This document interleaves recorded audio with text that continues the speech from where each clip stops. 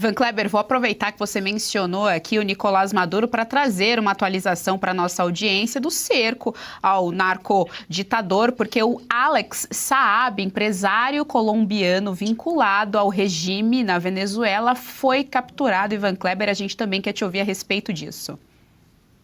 Isso mesmo, Geisiane, quem deu a notícia por primeiro aí na América Latina foi a Rádio Caracol da Colômbia. Alex Saab, que aparece aí nas imagens que a nossa direção gentilmente disponibiliza, é considerado um dos peças de ferro ali do Nicolás Maduro. Ele já havia sido preso, ele foi preso em 2021 em Cabo Verde, foi extraditado para os Estados Unidos e a administração Biden fez um acordo com o Maduro e ele foi solto e assumiu o cargo de ministro da Indústria da Venezuela.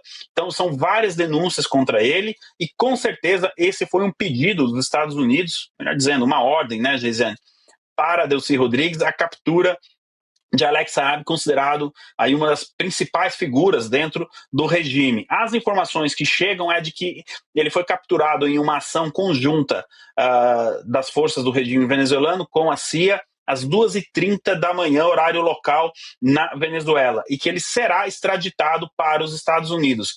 Possivelmente, Geisiane, ele já foi extraditado, a gente não tem essa informação, de repente ele já está em solo americano, pode ser que nas próximas horas a gente tenha uma atualização, e é mais um, Geisiane, que a gente vai ficar de olho, que esse sim, esse já mostrou histórico, tem histórico de quem gosta de delatar e gosta de fazer acordo. Esse aí, com certeza, vai delatar e a gente está curioso para saber o que ele pode entregar para a justiça americana, Geisiane. Todos ansiosos pelas delações todas e também para entender, né, se isso vai chegar até Cuba, que a gente sabe que ali está no point, aliás, de todas essas questões aqui da América Latina. Ivan Kleber, eu trago aqui a tela os nossos analistas políticos do dia, passo a palavra agora para a Fabi Barroso. Fabi, estamos com o nosso querido correspondente internacional, Ivan Kleber, sua pergunta. Seja bem-vindo, Ivan. Como o mundo está, não é mesmo? Eu juntei tudo aqui. Brasil recebendo, então, a comitiva aí do Putin, que tem a mesma vibe de quando nós recebemos, infelizmente, o Maduro, com toda aquela pompa e circunstância. Então, espero... tudo indica que o Trump, quando fez aquele acordo, né, tudo indica, a gente não tem essa formalização, que estava aí nesse acordo justamente afastamento da Rússia e da China e nada de BRICS, né, nada de vamos nos alinhar ao BRICS. Aí a gente tem a captura, né, do Alex Saab, que com certeza, como você disse, vai delatar. E a nossa esperança aqui no Brasil é sempre, será que o Lula entra? Será que, né, o regime, o Foro de São Paulo será exposto algum dia? E quem sabe também, né, o próprio Estados Unidos veja e fala, essa sanção aqui, né, desse ministro aqui, dessas autoridades aqui, vamos voltar com elas porque o Brasil não está se comportando. O que você acha desse quadro inteiro que está aqui exposto? Porque é o quadro, né, muito assim, um flash do que está acontecendo hoje no mundo relacionado principalmente à América Latina.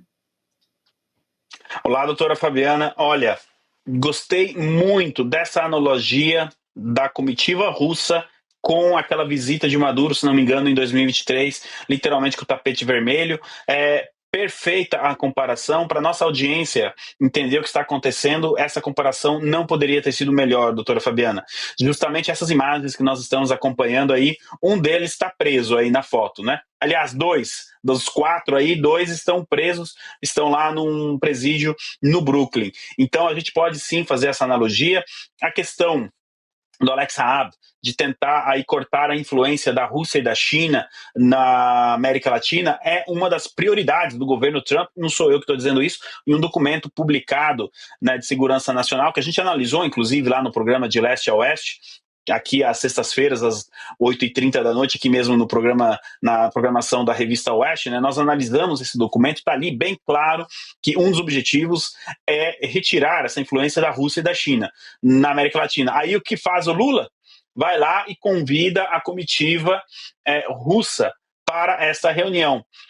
Reparem, o documento foi publicado entre novembro e dezembro, o documento americano. Nós tivemos a confirmação dessa retomada bilateral entre Brasil e Rússia em janeiro. E um detalhe curioso, depois da captura, pelo menos na mídia russa, isso foi divulgado, depois da captura de Nicolás Maduro, a gente sabe que o Lula ficou bastante impactado com a captura de Nicolás Maduro, será que Lula estaria buscando uma parceria com a Rússia para evitar realmente, eventualmente levar ao mesmo fim do Nicolás Maduro? A gente sabe que essa química, essa amizade entre Trump e Lula tem uma linha muito tênue ali entre a situação de agora e que tudo pode mudar.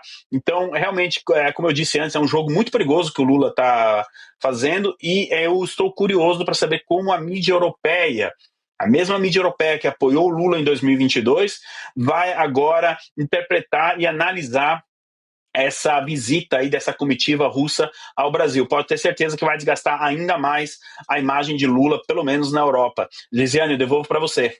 A gente ainda precisa colocar aqui nessa conta, Ivan Kleber, que lá atrás, antes daquelas primeiras sanções que o Brasil sofreu, teve aquela declaração do Lula sobre moeda única. Na verdade, foi a declaração primeiro do BRICS sobre uma moeda única para bater de frente com o dólar. Depois, o embaixador russo disse que a ideia tinha sido do Lula. Ele deixou muito claro, não, a ideia não foi do BRICS, não. A ideia foi do Lula. Então, o Lula sempre se colocando aí nessa enrascada mesmo com os seus companheiros, digamos assim. Trago a tela aqui de novo, os nossos analistas da Luz, estamos com o Ivan Kleber, sua pergunta.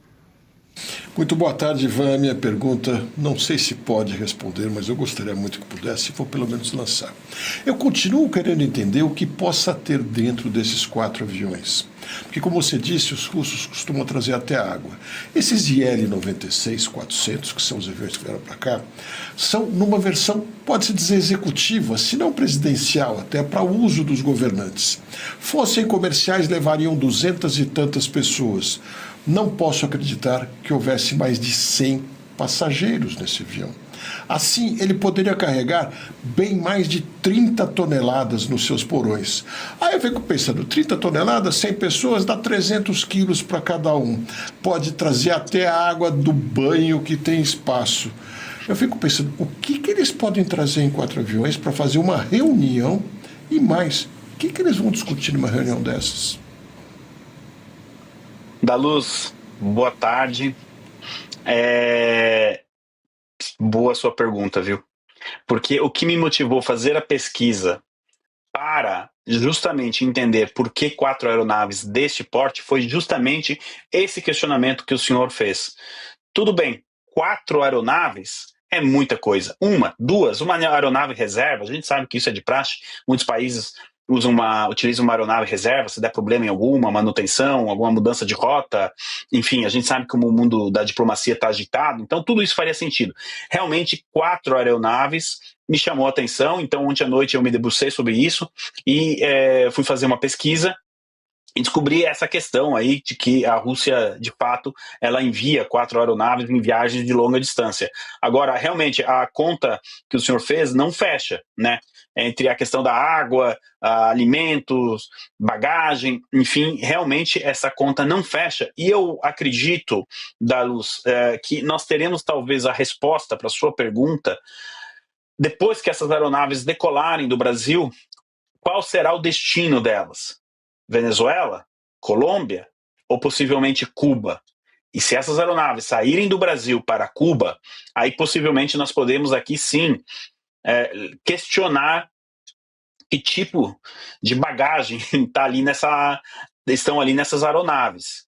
E pior, dentro deste cenário, obviamente que nós estamos aqui no campo das hipóteses, ninguém pode afirmar isso 100%, o Da Luz deixou isso bem claro na pergunta dele, mas se esse for o cenário, então o Brasil estaria sendo usado como um trampolim para a Rússia conseguir dobrar ali, não é, toda a questão do Caribe e chegar em Cuba, ou transportando o equipamento que possa ser utilizado para a defesa do regime cubano. Esse sim é um caso de soberania nacional. Eu humildemente convido os deputados da oposição que questionem, que façam aí o trabalho, né, que a oposição precisa fazer. Eu sei que está tendo muito trabalho ali com a questão do INSS, do Banco Master, e tem que ser assim mesmo, mas quando se fala de soberania, aqui sim nós temos um caso que o governo brasileiro deveria, por exemplo, explicar à nação brasileira por que 4 aeronaves de um país que está em guerra, de um país que está altamente sancionado, acusado no mundo todo por invadir a Ucrânia, como que nós permitimos a entrada dessas 4 aeronaves assim, como se nada tivesse acontecendo. Então, eu acho que cabe sim uma margem aí de espaço para que a oposição faça os questionamentos que precisa fazer e que a população brasileira tenha as respostas sobre, principalmente, não de quem está nessa aeronave, mas do que está nesta aeronave. Andaluz, gostei muito da sua pergunta, porque foi a mesma pergunta que eu me fiz ontem à noite e comecei a preparar essa pauta aqui para a gente. Geisiane, eu devolvo para você. Gostou do conteúdo que viu por aqui no canal da Revista Oeste? Compartilhe e deixe o seu like.